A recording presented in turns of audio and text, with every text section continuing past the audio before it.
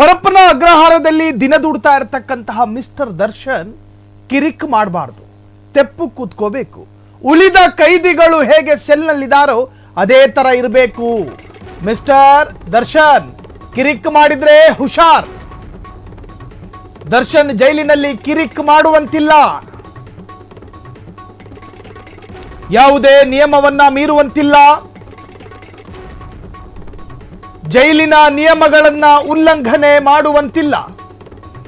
ನಟ ದರ್ಶನ್ಗೆ ನ್ಯಾಯಾಲಯ ಆದೇಶಿಸಿದೆ. ಸವಲತ್ತು ಸಿಕ್ತು ಅಂತ ದರ್ಶನ್ ಖಮಕ್ ಕಿಮಕ್ ಅನ್ನಂಗಿಲ್ಲ. ನಟ ದರ್ಶನ್ ದುರ್ವರ್ತನೆ ತೋರುವಂತೆ ಇಲ್ಲ. ಜೈಲು ನಿಯಮ ಉಲ್ಲಂಘಿಸಿದ್ರೆ ಎದುರಾಗಲಿದೆ ಬಿಗ್ ಶಾಕ್. ಕಿರಿಕ್ ಮಾಡಿದ್ರೆ ಬೇರೆ ಜೈಲಿಗೆ ಶಿಫ್ಟ್ ಮಾಡಬಹುದು. ಪರಪ್ಪನ ಅಗ್ರಹಾರದಿಂದ ಬಳ್ಳಾರಿ ಜೈಲಿಗೂ ಹಾಕಬಹುದು.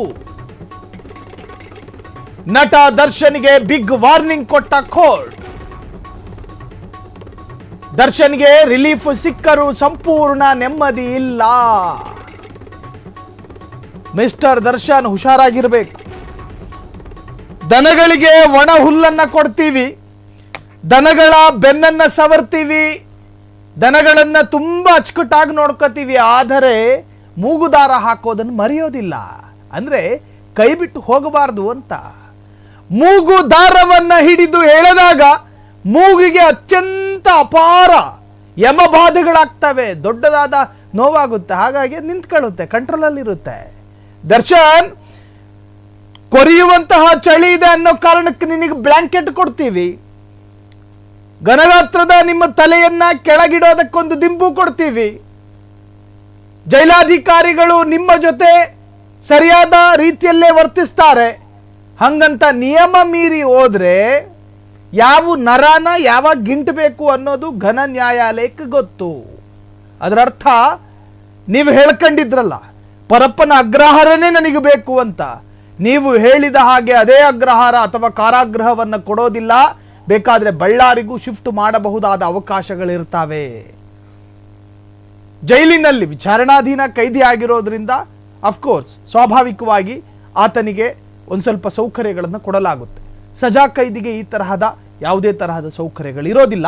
ಕಾರಣ, ಒಂದು ಆರೋಪಿ ಆ ಆರೋಪ ಸಾಬೀತಾಗುವವರೆಗೂ ಕೂಡ ಅಕ್ಯೂಸ್ಡ್ ಆಗಿರ್ತಾನೆ, ಒಂದು ಸಂಭಾವ್ಯ ಆರೋಪಿ ಅಷ್ಟೇ ಆತ. ಹಾಗಾಗಿ ಆತ ಅಪರಾಧಿ ಅಲ್ಲದೆ ಇರುವ ಕಾರಣಕ್ಕೋಸ್ಕರ ಆತನಿಗೆ ಸೌಕರ್ಯಗಳು ಸಿಗಲೇಬೇಕು ಅಂತ ಹೇಳಿ ನ್ಯಾಯಾಲಯ ಆ ಸೌಕರ್ಯಗಳನ್ನು ಕೊಡುವಂತಹದ್ದು. ಹಂಗಂದ ಮಾತ್ರಕ್ಕೆ ಜೈಲಿನ ನಿಯಮಗಳನ್ನು ಉಲ್ಲಂಘನೆ ಮಾಡಬೇಕಾ ಅಂತ ಕೇಳಿದ್ರೆ ಮಾಡಬಾರ್ದು. ಜೈಲಿನ ನಿಯಮಗಳನ್ನು ಪಾಲಿಸಬೇಕು. ದರ್ಶನ್ ಜೈಲಿನಲ್ಲಿ ಕಿರಿಕ್ ಮಾಡಿಕೊಳ್ಳುವಂತಿಲ್ಲ. ಆ ಪೇಪರ್ ಬೇಕು, ತಮಿಳು ಪೇಪರ್ ಬೇಕು, ಇಂಗ್ಲಿಷ್ ಪೇಪರ್ ಬೇಕು, ನನಗೆ ಅದು ಬೇಕು ಅಂತ ಹೇಳಿ ಮಕ್ಕಳಂಗೆ ಹಠ ಹಿಡಿದ್ರೆ ಬೇರೆ ಜೈಲಿಗೆ ಶಿಫ್ಟ್ ಆಗಬಹುದು. ಯಾವುದೇ ನಿಯಮವನ್ನು ಮೀರುವಂತಿಲ್ಲ. ನಟ ದರ್ಶನ್ಗೆ ಕೋರ್ಟ್ ವಾರ್ನಿಂಗ್, ಸವಲತ್ತು ಸಿಕ್ತು ಅಂತ ದರ್ಶನ್ ಕಮಕ್ ಕಿಮಕ್ ಅನ್ನಂಗಿಲ್ಲ. ವಾಕ್ ಮಾಡಿದ್ರ ಸೆಲ್ಲಲ್ಲಿ ಬಂದು ಕೂತ್ರ ಅಂತಿರಬೇಕು. ಅಲ್ಲಿಗೆ ಹೋಗ್ತೀನಿ, ಆ ಬ್ಯಾರಕ್ ಹತ್ರ ಇಣಗ್ತೀನಿ, ಅವಕಾಶ ಇಲ್ಲ. ನಟ ದರ್ಶನ್ ದುರ್ವರ್ತನೆ ತೋರುವಂತಿಲ್ಲ. ಜೈಲು ನಿಯಮ ಉಲ್ಲಂಘಿಸಿದ್ರೆ ಎದುರಾಗಲಿದೆ ಶಾಕು. ಕಿರಿಕ್ ಮಾಡಿದ್ರೆ ಬೇರೆ ಜೈಲಿಗೆ ಶಿಫ್ಟ್ ಮಾಡಬಹುದು. ಪರಪ್ಪನ ಅಗ್ರಹಾರದಿಂದ ಬಳ್ಳಾರಿ ಜೈಲಿಗೂ ಹಾಕುವ ಅವಕಾಶಗಳಿರ್ತವೆ. ನಟ ದರ್ಶನ್ಗೆ ಬಿಗ್ ವಾರ್ನಿಂಗ್ ಕೊಟ್ಟ ಕೋರ್ಟು. ದರ್ಶನ್ಗೆ ರಿಲೀಫ್ ಸಿಕ್ಕರೂ ಸಂಪೂರ್ಣ ನೆಮ್ಮದಿ ಇಲ್ಲ. ನನಗೊಂದು ತೊಟ್ಟು ವಿಷ ಕೊಡಿ ಅಂತ ಹೇಳಿದಿದೆ ಮನುಷ್ಯ, ಪಾಪ ಅದನ್ನು ಅಪಹಾಸ್ಯ ಮಾಡ್ತಾ ಇಲ್ಲ. ಒಬ್ಬ ಮನುಷ್ಯನ ವೇದನೆಯ ಸಂಕಟದ ಅತ್ಯಂತ ಕಟ್ಟಕಡೆಯ ವಾಕ್ಯ ಅದು. ಒಬ್ಬ ಮನುಷ್ಯ ಸುಖ ಸುಮ್ಮನೆ ವಿಷ ಕೊಡಿ ಅಂತ ಕೇಳೋದಿಲ್ಲ. ಯಮಬಾಧೆಗಳು ಬಾಧಿಸಿರಬೇಕು, ಆತನಿಗೆ ಸರಿಯಾದಂತಹ ತೊಂದರೆಗಳಾಗಿರಬೇಕು. ಸಹಿಸಿಕೊಳ್ಳಲಾಗದ ಯಮಬಾಧೆ ಬಂದರೆ ಮಾತ್ರ ಒಬ್ಬ ಹೇಳೋದು ನನಗೊಂದು ತೊಟ್ಟು ವಿಷ ಕೊಡಿ ಅಂತ. ಸೊ ಆ ಎಲ್ಲ ಸಂಕಟಗಳನ್ನು ಅನುಭವಿಸಿದ್ದಾರೆ. ಆ ಸಂಕಟ ಆತನನ್ನು ಪಶ್ಚಾತ್ತಾಪವಾಗಿ ಕಾಡಿ ಆತ ಬದಲಾದರೆ ಸಾಕು. ಮತ್ತೆ ಬರೋದು, ಕಿರಿಕ್ ಮಾಡ್ಕೊಳ್ಳೋದು ಹಿಂಗಾಗಬಾರ್ದು. ಸೊ ಕಾನೂನಿನಲ್ಲಿ ಎಲ್ಲರೂ ಕೂಡ ಒಂದೇ. ಹಾಗಾಗಿ ಉಳಿದಂತೆ ಈತನಿಗೂ ಕೂಡ ಅದೇ ತರಹದ ಸೌಕರ್ಯಗಳು ಸಿಗಬೇಕು ಅಂತ ಹೇಳಿ ನ್ಯಾಯಾಲಯ ಆದೇಶವನ್ನು ಕೊಟ್ಟಿದೆ. ಕ್ಷಣ ಕ್ಷಣದ ಸುದ್ದಿಗಳಿಗಾಗಿ ಫ್ರೀಡಂ ಟಿವಿ ಸಬ್ಸ್ಕ್ರೈಬ್ ಮಾಡಿ, ಲೈಕ್ ಮಾಡಿ ಹಾಗೂ ಫಾಲೋ ಮಾಡಿ. ಹೊಸ ಸುದ್ದಿಗಳ ನೋಟಿಫಿಕೇಶನ್ಗಾಗಿ ಬೆಲ್ ಐಕಾನ್ ಮೇಲೆ ಕ್ಲಿಕ್ ಮಾಡಿ.